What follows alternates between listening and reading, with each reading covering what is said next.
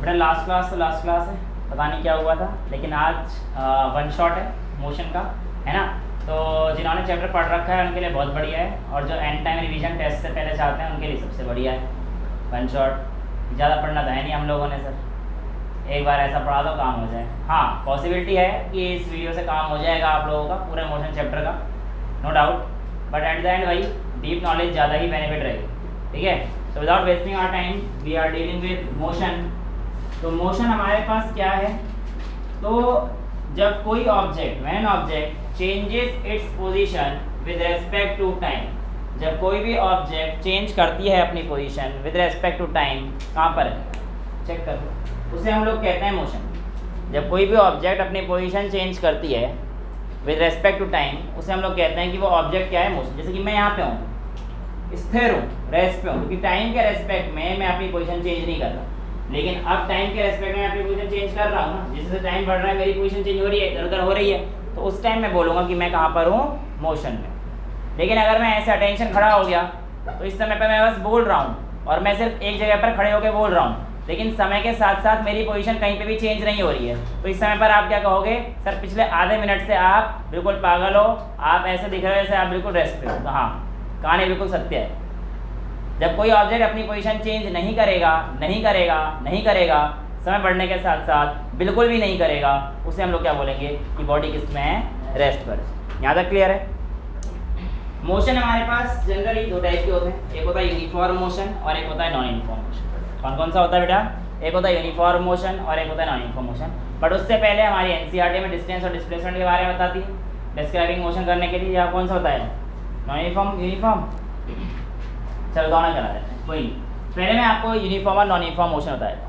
बेटा uniform motion हमारे पास रहता है कि जब कोई भी एक body, when a body covers equal distance in equal interval of time. जैसे कि मैं यहाँ से 1 मीटर चला 1 सेकंड में, फिर 1 मीटर चला अगले 1 सेकंड में, फिर 1 मीटर चला अगले 1 सेकंड में, फिर 1 मीटर चला अगले 1 सेकंड में, फिर 1 मीटर अगले 1 सेकंड में, यानी कि इक्वल डिस्टेंस कवर कर रहा हूँ इक्वल इंटरवल ऑफ टाइम में। तो ऐसे मोशन को हम लोग क्या कहते हैं कि इक्वल डिस्टेंस है in equal interval of time. तो हमारे पास ऐसा मोशन कौन सा होता है बेटा, हमारे पास यूनिफॉर्म मोशन। बट अगला केस कर लेते हैं। मैंने कहा कि देखो equal distance in unequal interval of time, कहने का क्या मतलब है, equal distance in unequal interval of time. कहने का मतलब ये है कि मैं 1 मीटर चल रहा हूँ, इसके लिए मैंने लिया 1 सेकंड। अब अगला 1 मीटर चल रहा हूँ, इसके लिए मैंने ले लिया 2 सेकंड। अगला 1 मीटर चल रहा हूँ, इसके लिए लूंगा 3 सेकंड। तो यहाँ पर क्या डिस्टेंस इक्वल है, लेकिन टाइम क्या था, अनइक्वल था। तो जब यहाँ पर क्या होगा, equal distance in unequal interval of time, या फिर उल्टा भी कर सकते हैं, unequal distance in equal interval of time. जैसे कि 1 सेकंड में पहले चला आधा मीटर, फिर अगले 1 सेकंड में चल गया 1 मीटर, उससे अगले 1 सेकंड में चल गया 2 मीटर। तो यहाँ पर आप क्या देख रहे हो कि टाइम तो इक्वल था लेकिन डिस्टेंस अनइक्वल था। तो आप ये भी कह सकते हैं body covers unequal distance in equal interval of time. समझ में आया। तो दोनों ही केस किसके हैं, नॉन यूनिफॉर्म मोशन के। यूनिफॉर्म मोशन का ग्राफ डिस्टेंस और टाइम के बीच में अगर बनाया जाएगा तो बेटा हमेशा एक स्ट्रेट लाइन का बड़ा सुंदर सा सिंपल सा ग्राफ आएगा। लेकिन नॉन यूनिफॉर्म का जो मर्जी तुम्हें समझ में आ जाए वो बना देना। बस एक चीज़ का याद रखना, इस ग्राफ को थोड़ा ऐसे बनाना, ऐसे, है ना। इस ग्राफ को x और t का आप गलती करके भी ऐसे मत बना देना। मर्जी तो आ रही थी, हाँ, टाइम पीछे नहीं जा सकता, इतना ध्यान रखना ये टाइम पीछे ना पहुंचाओ। और ऐसा भी मत करना, ये नेगेटिव ला दो, टाइम नेगेटिव भी नहीं जा सकता, सॉरी सर, है ना। तो कुल मिला के टाइम इधर भी नहीं आना चाहिए और टाइम पीछे नहीं आना चाहिए। इस चीज़ का ध्यान रखना। तो ये आपके पास क्या रहती है, यूनिफॉर्म और नॉन यूनिफॉर्म मोशन। यहाँ तक किसी बच्चे को कोई डाउट, क्लियर है। अगला टॉपिक हमारे पास आता है डिस्टेंस और डिस्प्लेसमेंट। तो भैया डिस्टेंस क्या होता है, डिस्टेंस कुछ नहीं होता, actual path length travelled by an object. भाई जो पूरी की पूरी टोटल पाथ लेंथ कितनी है, किसी ऑब्जेक्ट ने कितना डिस्टेंस ट्रेवल किया है, वो पूरा का पूरा पाथ लेंथ, किसी भी रास्ते से गया हो सब चीज़ नापोगे आप। तो इसमें क्या आता है, the total path length covered by an object is called its distance. और डिस्टेंस को नापते किस में है बेटा, मीटर में। तो डिस्टेंस को नापने की ऐसा यूनिट क्या है, ऐसा यूनिट कह रहा हूँ, नापने को तो सेंटीमीटर भी नाप लो, मिलीमीटर भी नाप लो, किलोमीटर भी नाप लो, पर जो ऐसा यूनिट है वो हमारे पास कौन सी है, मीटर। यहाँ तक चीज़ें क्लियर है। तो डिस्टेंस को नापने की यूनिट क्या होगी हमारे पास, मीटर। क्लियर। अब दूसरी चीज़ ध्यान सुनना, डिस्प्लेसमेंट। डिस्प्लेसमेंट को सिंपल सी भाषा में वन शॉट के हिसाब से बताते हैं। तो ये आता है the shortest path between initial and final position. किसी भी बॉडी का इनिशियल पोजीशन क्या था और फाइनल पोजीशन क्या था, उसके बेस पर हम लोग डिस्प्लेसमेंट निकालते हैं, उसका शॉर्टेस्ट पाथ निकालते हैं। जैसे कि बॉडी यहाँ से चलकर ऐसे घूमती हुई यहाँ गई, तो ये तो डिस्टेंस हो गया, लेकिन डिस्प्लेसमेंट क्या है, ये समझ में आया। ये जो घुमावदार था ये क्या है, डिस्टेंस, लेकिन ये क्या है हमारे पास, डिस्प्लेसमेंट। चीज़ें क्लियर हैं, कोई दिक्कत तो नहीं। तो अब आपको पता पड़ गया डिस्टेंस और डिस्प्लेसमेंट में अंतर, ठीक है। अब बेटा डिस्टेंस हमेशा पॉजिटिव रहेगी और अगर स्टार्ट ही ना हुआ हो तो जीरो रहेगी। Distance will always be positive, distance can never be negative. और अगर बॉडी स्टार्ट ही नहीं हुई है तो डिस्टेंस जीरो हो सकती है, लेकिन डिस्प्लेसमेंट जीरो भी हो सकती है। कब जीरो होती है, जब एक बॉडी शुरू जहां से किया है लौटकर वापस वहीं पर आ जाता है। तो ऐसे केस में डिस्टेंस तो जैसे x हुआ और x से वापस आया तो डिस्टेंस तो हो गई 2x, लेकिन डिस्प्लेसमेंट हो गई जीरो। यानी कि जब किसी बॉडी का इनिशियल और फाइनल पोजीशन सेम रहता है बेटा, ऐसे केस में हमारे पास उसका डिस्प्लेसमेंट क्या हो जाएगा, जीरो। तो when the displacement is zero, when the body has the same initial and final position, then displacement of a body is zero. Clear है सभी को। अगला पॉइंट ये कहना चाहता है कि जब बॉडी बिल्कुल स्ट्रेट लाइन पाथ पे चलती है बिना पीछे मुड़े हुए, ध्यान सुनना, यहाँ से बॉडी ने शुरू किया और बिल्कुल स्ट्रेट चल रही है और यहाँ पहुँच गया पी पर, पीछे मुड़ा नहीं। जब ऐसा केस आता है, इसके केस में distance is equals to displacement हो जाता है, क्योंकि ऐसे केस में आपके पास बॉडी सिर्फ और सिर्फ किस पे चल रही है, स्ट्रेट लाइन पाथ पर चल रही है। क्लियर है। तो डिस्टेंस इज इक्वल डिस्प्लेसमेंट कब होगा, when a body travels in a straight line without turning back, then the distance will be equal to displacement. Clear.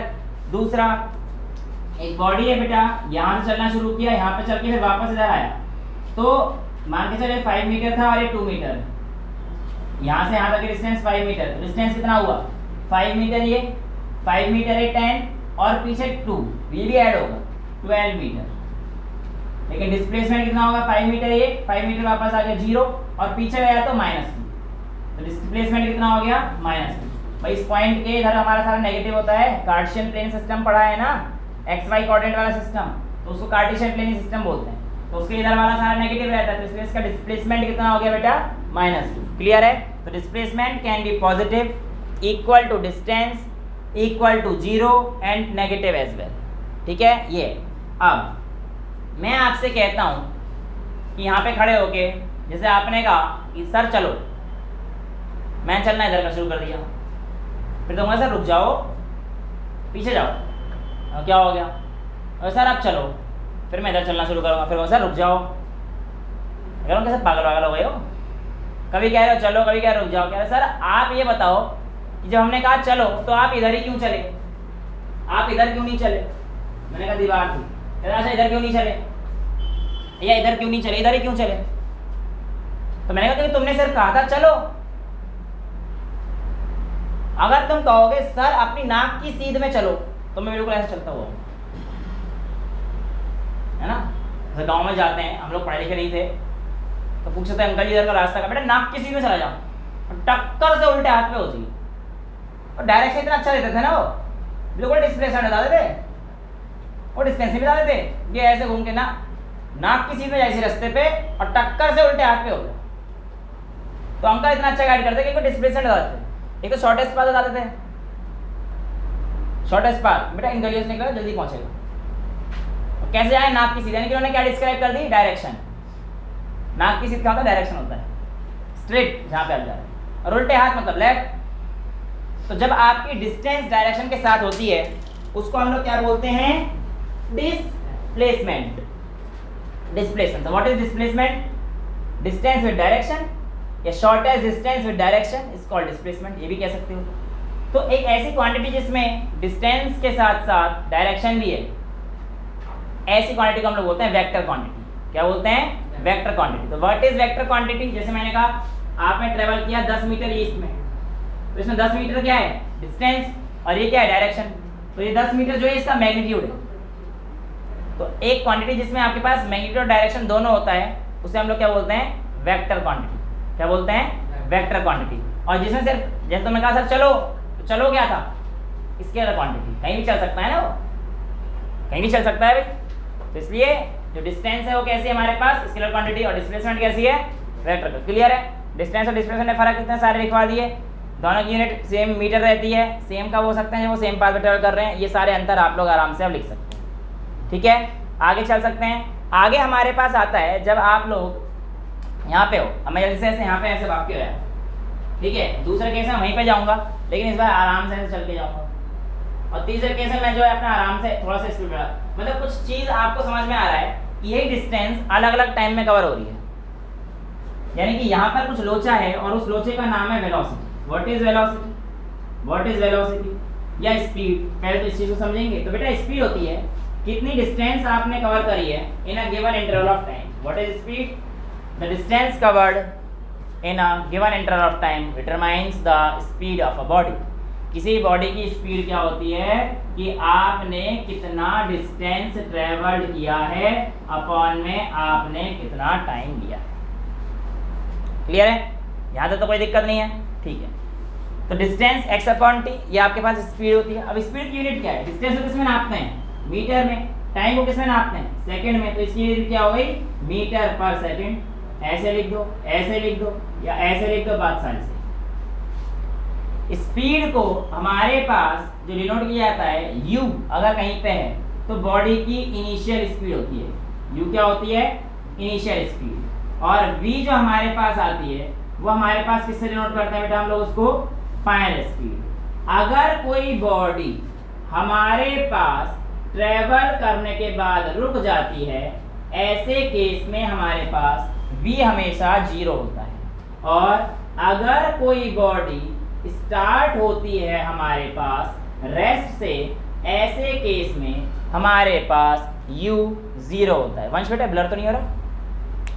ठीक है, तो ऐसे केस में हमारे पास u क्या रहता है? 0 रहता है। यहाँ तक सारी कहानी क्लियर है। u कब 0 होगा, v कब 0 होगा, यहाँ तक तो कोई किसी को दिक्कत नहीं है। u की यूनिट क्या होगी, स्पीड की यूनिट क्या होगी, यहाँ तक तो किसी को कोई प्रॉब्लम नहीं है। आगे चल सकते हैं। यहाँ तक किसी बच्चे को कोई दिक्कत? a b c d e f g जितने बच्चे बैठे किसी को दिक्कत है? आगे चले हम। दूसरी आती है हमारे पास वेलोसिटी। बेटा वेलोसिटी होती है डिस्प्लेसमेंट अपॉन में टाइम। क्या होता है? डिस्प्लेसमेंट अपॉन में टाइम।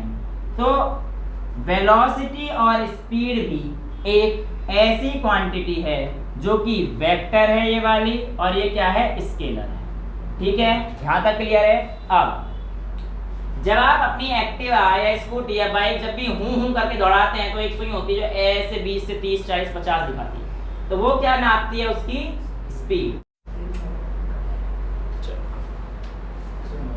ठीक है, खत्म कॉल सब आ जाओ। तो वेलोसिटी एक वेक्टर क्वांटिटी है, स्पीड एक स्केलर क्वांटिटी है। वेलोसिटी डिस्प्लेसमेंट अपॉन टाइम है, स्पीड डिस्टेंस अपॉन टाइम, वो सब आप अलग निकाल लेना। ठीक है, अब मैं आता हूँ आपके पास एक चीज एवरेज स्पीड। बेटा एवरेज स्पीड कैसे निकालते हैं? आपको याद है भाई? टोटल डिस्टेंस कितना ट्रेवल किया है अपॉन में टोटल टाइम कितना ट्रेवल किया है। तो इससे हमारे पास क्या जाती है? Average speed. एवरेज बोला है ना किसी भी चीज का। तो what is average speed? Total distance. जैसे यहाँ से गए तुम कहीं कलकत्ता तक, और कलकत्ता से गए फिर लंदन, लंदन से घूम के आ गए यहीं पे, तो जितना किलोमीटर था सब टोटल डिस्टेंस कर लो और टोटल टाइम कर लो, तो तुम्हारे पास एवरेज स्पीड आ जाएगी आपकी। ठीक है, एवरेज डिस्प्लेसमेंट अगर आप निकालोगे तो एवरेज डिस्प्लेसमेंट आपके पास क्या आ जाएगा?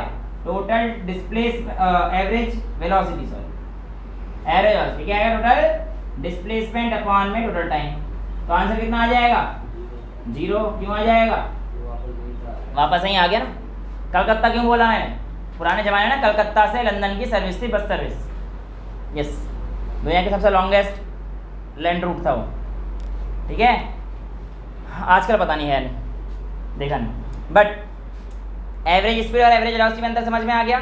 अच्छा बेटा एक बात ध्यान सुनो, मैंने आपको शॉर्टकट बता रखे हैं, मैं शॉर्टकट बता देता हूँ। अगर हमारे पास इक्वल डिस्टेंस ट्रेवल करी जाती है x1 x2 in time t1 और t2 और sorry equal distance x and x in time t1 and t2 है ना, ये आपको दे रखी है। तो जो भी टाइम हो जैसा भी हो, ऐसे केस में जो आपके पास एवरेज स्पीड आती थी वो क्या याद है, 2v1 v2 upon v1 plus v2, ये याद रख लेना है पहला। और दूसरा, अगर टाइम भी इक्वल है,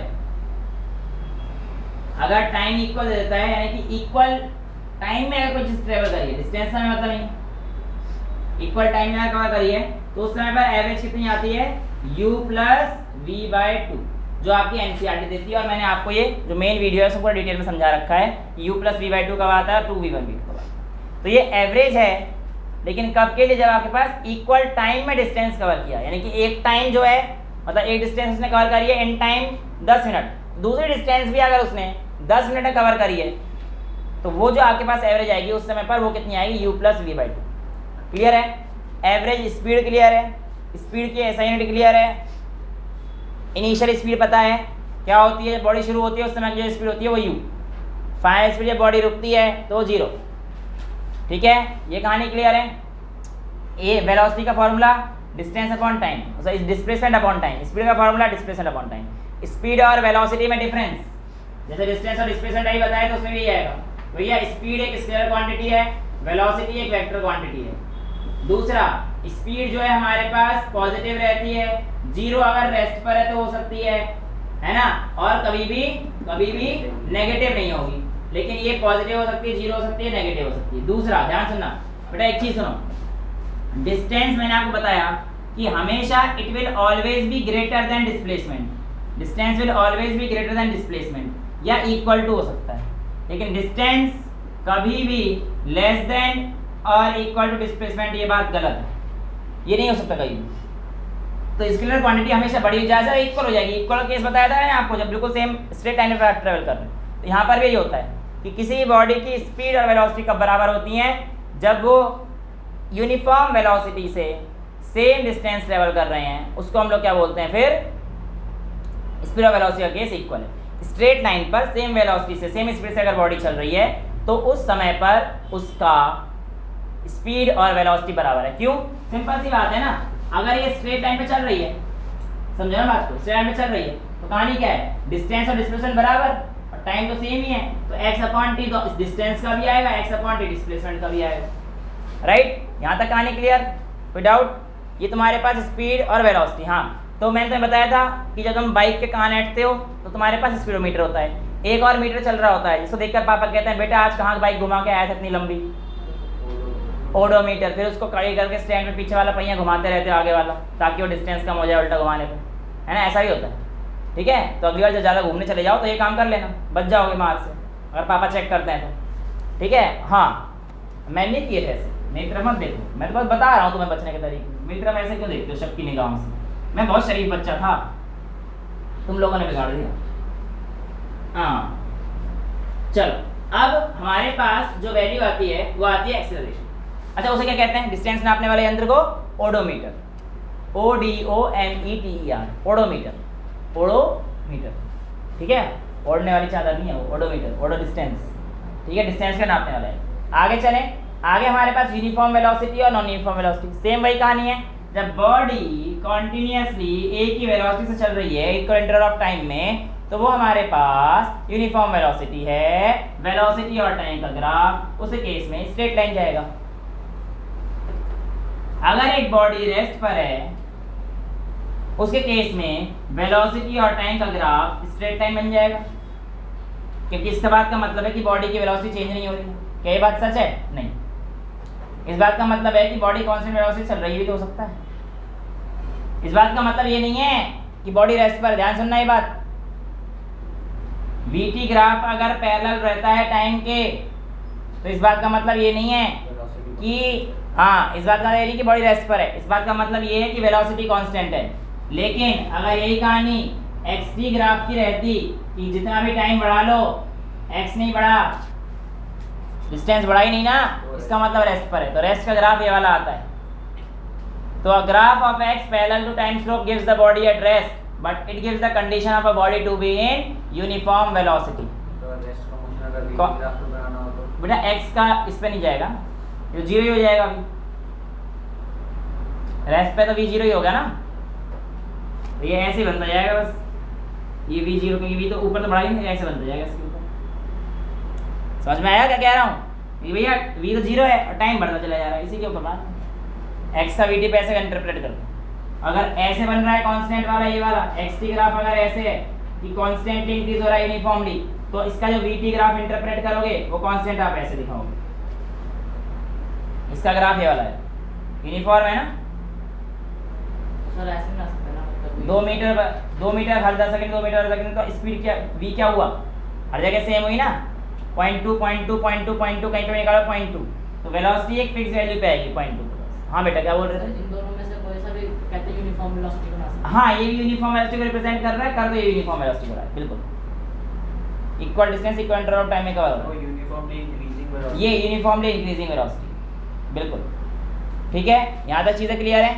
अब आगे बढ़ सकते हैं, ये ग्राफ आप लोगों को आने चाहिए। अब हमारे पास आता है अगला टॉपिक, वही बॉल वाला एग्जांपल दिए। एक बॉलर है, वो स्पीड, पहली बॉल फेंकता है 135 से, दूसरी बॉल फेंकता है 150 से, तीसरी बॉल 140 से, तो ये नॉन यूनिफॉर्म वेलोसिटी का है। 6 की 6 बॉल अगर सेम स्पीड से फेंकेगा तो वो यूनिफॉर्म वेलोसिटी का हो जाएगा। समझ में आ गया ना? तो ये चीज़ दे रखी है, तो कोई नया टॉपिक उसमें कुछ खास दे नहीं रखा, तो ये चीज़ आप लोगों के पास दे रखी है। अब वन शॉट है, थोड़ा सा टाइम तो जल्दी जल्दी में तो चीज़ें कवर होंगी, बट समझ में आ रहा है सबको, कोई दिक्कत तो नहीं है।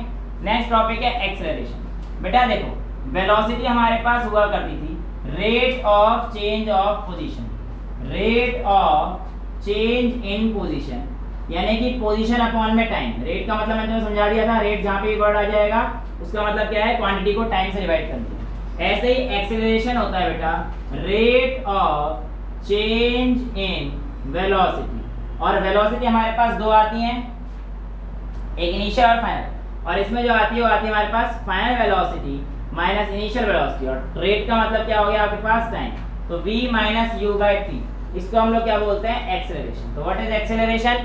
किसी भी बॉडी का rate of change of velocity कितना है इन अ गिवन टाइम, वो उसका क्या बताता है, एक्सेलरेशन को बताता है। यहाँ तक कोई डाउट क्लियर है? आगे चलें। अब अगर यही चीज़, जैसे हम लोग गाड़ी पे एक्सेलरेट मार रहे हैं तो गाड़ी तेजी से भागती है, और जैसे सामने दूसरी गाड़ी आ गई तो हम लोग ब्रेक ही मारते हैं तो गाड़ी धीरे हो जाती है। तो यानी कि उस समय पर हमारे पास इनिशियल वेलोसिटी ज़्यादा हो जाएगी और फाइनल वेलोसिटी कम हो जाएगी, क्योंकि जिस बॉडी से चल रही है अब वो u में आ जाएगी, और ब्रेक मारने का जो वेलोसिटी है वो v में, और ब्रेक मारोगे तो वेलोसिटी कम हो जाएगी। तो वेलोसिटी कम हो जाएगी और u ज़्यादा बढ़ जाएगी, तो वैल्यू क्या आएगी, नेगेटिव की आएगी ना भाई। अगर u वाली वैल्यू ज़्यादा आ गई तो ये तो नेगेटिव वैल्यू आएगी, तो आपके पास a जो आएगा वो नेगेटिव आएगा, और negative value of acceleration is called retardation. तो ये कहानी आपके पास ही रहती है। अब इसकी यूनिट देखो बेटा, एक्सेलरेशन की यूनिट क्या रहती है, वेलोसिटी अपॉन टाइम, या change in velocity upon time, कुछ भी हो है तो वेलोसिटी ही भाई। v माइनस यू करोगे आएगी तो वेलोसिटी, तो वेलोसिटी की यूनिट अभी हमने देखी थी मीटर पर सेकंड, और अपॉन में टाइम का मतलब सेकंड। समझ में आया? ऐसे समझो, मीटर पर सेकंड और अपॉन में टाइम, यानी कि एक और सेकंड नीचे आएगा, यानी कि इनटू सेकंड कर दूं तो कितना आ गया, मीटर अपॉन सेकंड स्क्वायर, या मीटर पर सेकंड स्क्वायर, या फिर मीटर पर सेकंड, कैसे भी। समझ में आ गया? ये एक्सेलरेशन की यूनिट है। एक्सेलरेशन के भाई दो टाइप के, कौन कौन से, यूनिफॉर्म एक्सेलरेशन और नॉन यूनिफॉर्म एक्सेलरेशन। ठीक है, समझ में आया? यहाँ तो कोई दिक्कत नहीं है। फ्री फॉल वाला टॉपिक तो नहीं है ना इसमें, फ्री फॉल तो ग्रेविटी वाले में है ना। ठीक है, तो ये तुम्हारे पास ये वाली कहानी आ गई। यहाँ करा रहा हूँ। अब ये आपको समझ में आ गया। अब इसके बाद आपके पास आती है इक्वेशन ऑफ मोशन। पहले क्या आती है, equation of motion. Equation of motion आपके पास एक्चुअली 3 इक्वेशन ऑफ मोशन होती हैं, जो आपकी पोजीशन, आपकी वेलोसिटी, आपका टाइम और आपके एक्सेलरेशन, इन सब चीज़ों के बीच में आपका रिलेशन बताती हैं। तो हमारे पास 3 इक्वेशन ऑफ मोशन होती हैं। पहली है v is you plus A T, दूसरी है s is U T plus half A T square, तीसरी है v square is you square plus 2s। मैंने पूरी डेरिवेशन आप लोगों को पूरा डिटेल में कराई है, करा आप भी रहा हूँ, लेकिन थोड़ा तेज रहूँगा। ठीक है, यहाँ पर हालांकि नए पैटर्न के हिसाब से डेरिवेशन डिलीटेड है बोर्ड्स के सिलेबस से। ठीक है, तो ये हमारे पास ग्राफ है किसका, v वर्सेस t का। और हमने ऐसे शुरू किया, ये O है, ये A है, ये B है, ठीक है। तो बॉडी फाइनली कहाँ पहुंची है? B पॉइंट पर। फाइनली कहाँ पहुंची है? B पॉइंट पर। और लेट्स से कि मेरे पास ये एक पैरेलल लाइन इसके थ्रू बनाई और एक पैरेलल लाइन बाय कंस्ट्रक्शन मैंने यहाँ से बना दी। तो ये जो O है ये वेलोसिटी क्या है? U, और इसको D मान लेता हूँ, इसको C मान लेता हूँ, ठीक है। अब ये जो मेरे पास वैल्यू है BD, ये वैल्यू क्या है? देखो यहाँ से लेकर जो वैल्यू है ये वाली पूरी वाली वैल्यू यानी कि BC, ये बेटा पूरी वैल्यू भी है। तो जो मेरे पास BD आएगी ये वैल्यू मेरे पास इसके इक्वल आएगी बेटा, V में से U को माइनस कर दूं भाई, टोटल में से इतना हटा दूंगा तो ये आ जाएगा। तो BD is equals to V minus U। Also BD जो है हमारे पास एक्सेलरेशन क्या होता है? चेंज इन वेलोसिटी अपॉन में टाइम। अभी तो पढ़ा हमने चेंज इन वेलोसिटी अपॉन में टाइम। चेंज इन वेलोसिटी देखो बेटा, चेंज इन वेलोसिटी है BC में से CD हटा दो, तुम्हारे पास चेंज इन वेलोसिटी भाई U ये था और फाइनल वेलोसिटी है। तो आप V मतलब BC माइनस माइनस जल्दी बोलो DC अपॉन में टाइम, मतलब बेसिकली ये बताना चाह रहा है OC को, तो मैं OC को हटा के टाइम लिख रहा हूँ डायरेक्ट। तो ये मेरे पास किसकी इक्वल आएगी? BD की। ये क्या है? V minus U। तो BD की वैल्यू देखो यहाँ पर जो आई है change in velocity upon time, तो यहाँ पे लिख सकता हूँ मैं A इंटू टी, यानी कि it implies BD is equals to AT, दिखा सकता है। तो BC की वैल्यू क्या है? V माइनस DC की वैल्यू क्या है बेटा? U अपॉन में T is equals to BD की वैल्यू क्या आई है? A, AT नहीं, BD की वैल्यू तो A आएगी ना, ये आएगी ना पूरी value. A is equal change in velocity upon time आया है ना, तो BD की वैल्यू तो ये आएगी।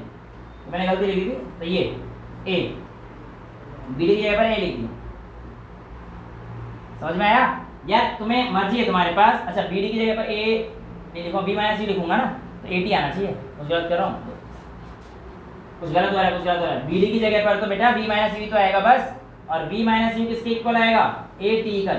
हाँ ठीक तो है फिर। BD is equal BD A is equal to V minus U upon T आया था, change in velocity V minus U upon T, change in velocity is equal to AT, change in velocity is equal to AT, right, जो कि किसके equal है? BD के। AT is equal to BD, तो ठीक तो है। तो BD is equal to BC minus DC upon T, क्योंकि BD is equal to BC minus DC। Sorry थोड़ा मैसी हो गया, दोबारा समझाऊंगा? समझ आ रहा है? ये दोबारा समझाना है? आ रहा है समझ? दोबारा समझाया था, ज़्यादा ही मैसी। अरे लियोनेल मैसी नहीं, थोड़ा मतलब वो हो गया। सुनो ध्यान से, मेरी बॉडी यू जल्दबाजी में हो गया, यू से शुरू करिए और बी तक पहुंची है। ये इनिशियल वेलोसिटी थी बेटा OA, तो इनिशियल वेलोसिटी यू थी, और पूरा जो BC है ना OA यू के इक्वल है, और पूरा जो BC है ये किसके इक्वल है? B के इक्वल है, ठीक है। अब मुझे पता है एक्सेलरेशन जो होता है उसका फॉर्मूला आता है चेंज इन वेलोसिटी अपॉन में टाइम। चेंज इन वेलोसिटी जो आएगा वो मेरे पास कितना आ जाएगा बताओ? चेंज इन वेलोसिटी मतलब BD, तो आप लिख सकते हो यहाँ से BD, क्योंकि चेंज इन वेलोसिटी मतलब BC माइनस CD, तो ये तो चेंज हुआ है। तो BD इज इक्वल्स टू, ये इधर पहुंच जाएगा A इंटू टी ऑल्सो। अब देखो BD is equals to change in velocity, भाई BD किसके बराबर है? Change in velocity. तो BD की वैल्यू क्या थी? AT, और चेंज इन वेलोसिटी किसके इक्वल हो जाएगी?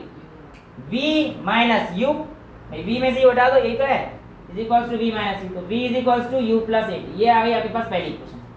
क्लियर? अब तो कोई दिक्कत नहीं है। दूसरी इक्वेशन क्या आती है? Area of rectangle plus area of triangle.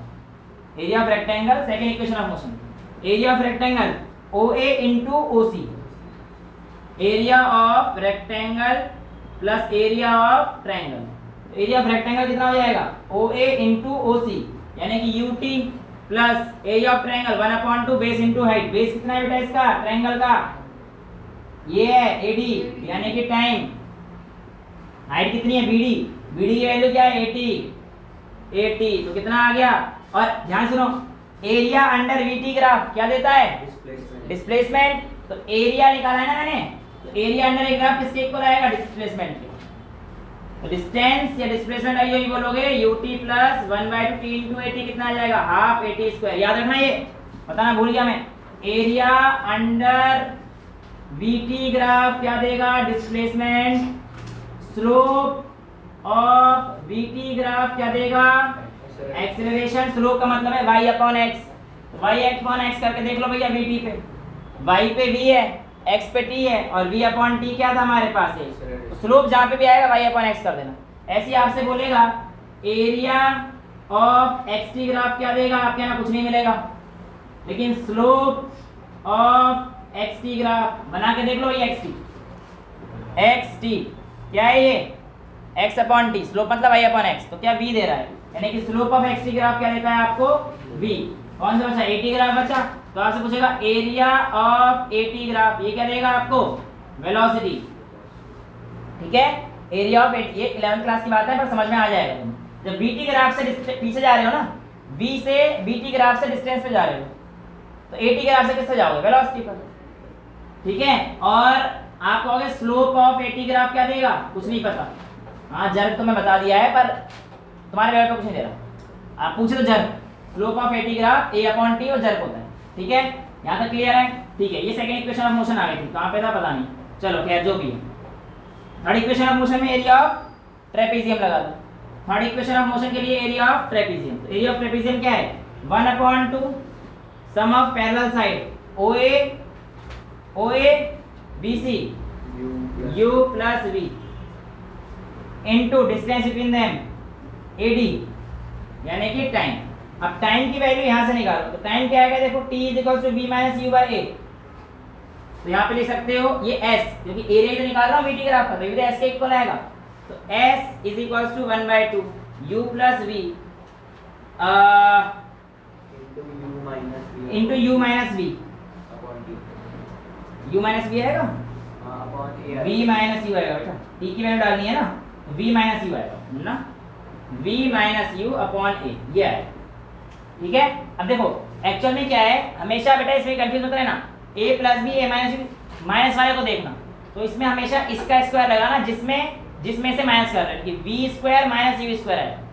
अब ऐसे आप u प्लस v पढ़ रहे हो तो कहीं u square minus v square मत लिख देना, माइनस वाले टर्म का देखो किसमें से माइनस हो रहा है उसका पहले आएगा, तो यानी कि आ जाएगा आपके पास s is equals to v square minus u square by 2 है, और आपके पास आ जाएगा v square is equals to u square plus 2as।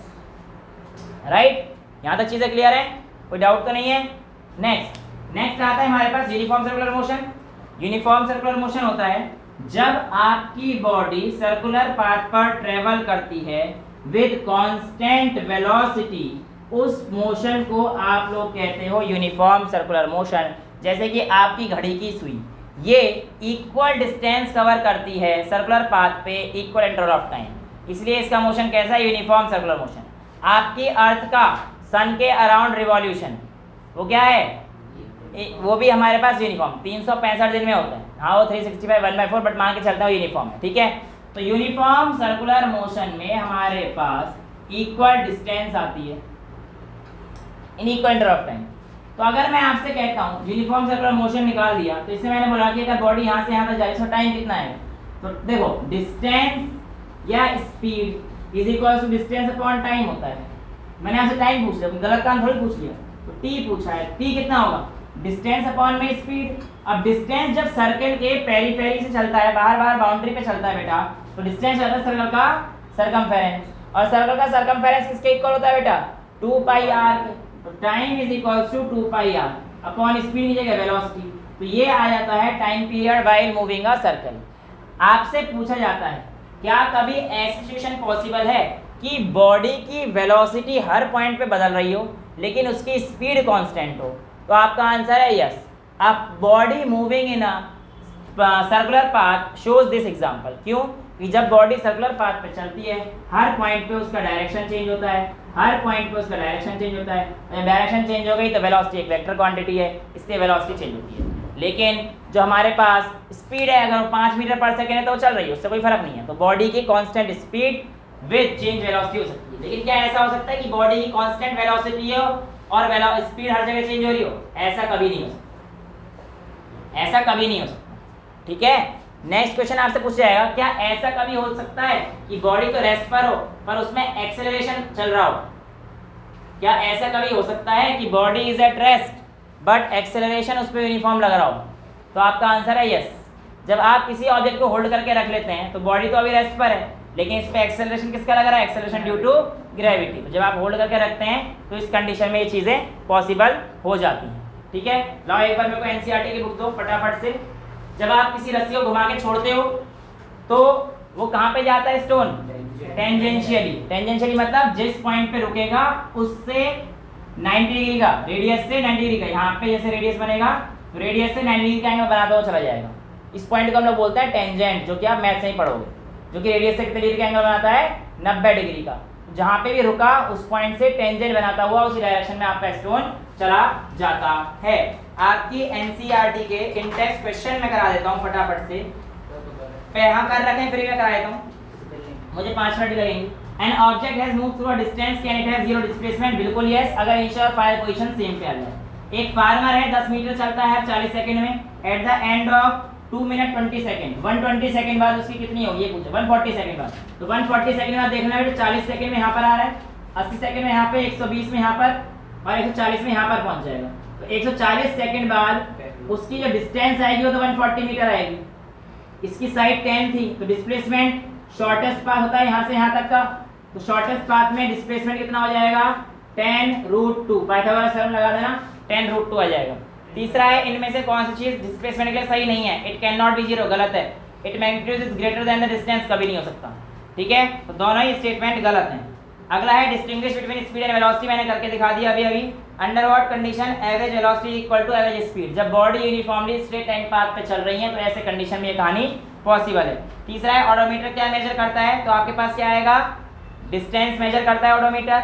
Next है, पाथ ऑफ ऑब्जेक्ट जब वो यूनिफॉर्म मोशन में होता है, स्ट्रेट लाइन पाथ होता है बेटा उसका। एक स्पेसशिप था, एक सिग्नल गया स्पेसशिप से, वो ग्राउंड में पहुंचा 5 मिनट, टाइम कितना बताया इसने? 5 मिनट। वो बोलता है डिस्टेंस कितना था? अगर स्पीड हमारे पास दे रखी है 3 × 10 की पावर 8 मीटर पर सेकेंड, तो बेटा क्या करेंगे? Speed is equals to distance upon time. Speed आपको दे रखी है 3 × 10 की पावर 8 इंटू टाइम दे रखा है 5 मिनट, तो आंसर आपका मिनट में आएगा। इसको सेकंड में कन्वर्ट कर देना, 3 × 10 की पावर 8 मीटर पर सेकंड है ना, हाँ, तो इसको 5 × 60 कर देना, तो ये आपके पास x आ जाएगा, ठीक है। समझ में आ गया? 9 × 10 की पावर 8 आंसर आ जाएगा।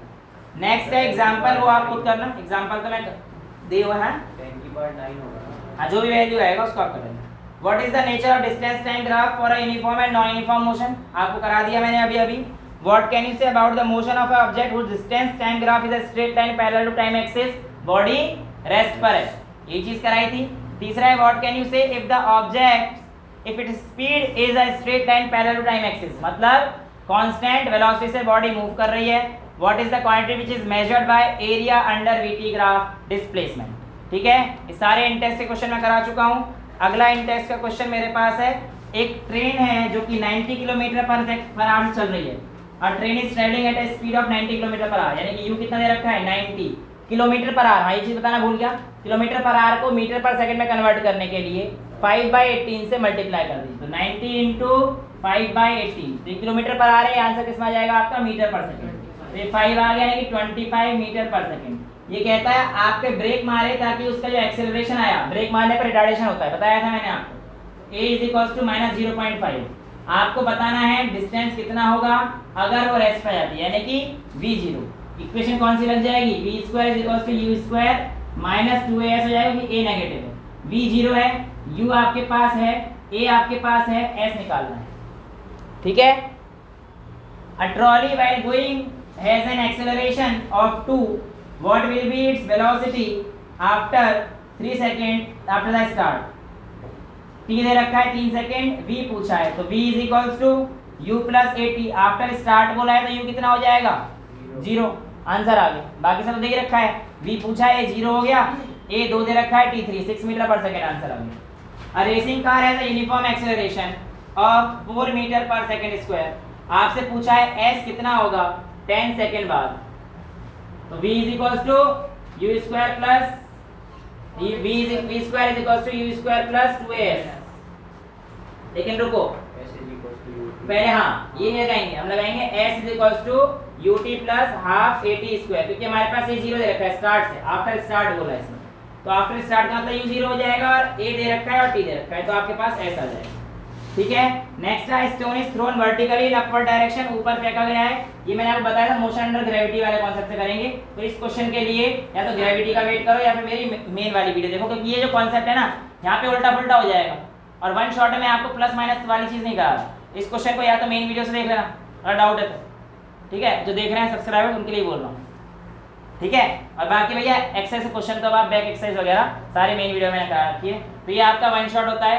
कोई टॉपिक अगर रह गया आप लोगों को लगता है तो बता दो, है ना, इसमें ये है, बट मेन वीडियो में मैंने आपको बताया था बहुत सारी चीज़ें अलग हैं, उनको कंपेयर मत करना, ये सिर्फ NCERT कवरेज थी।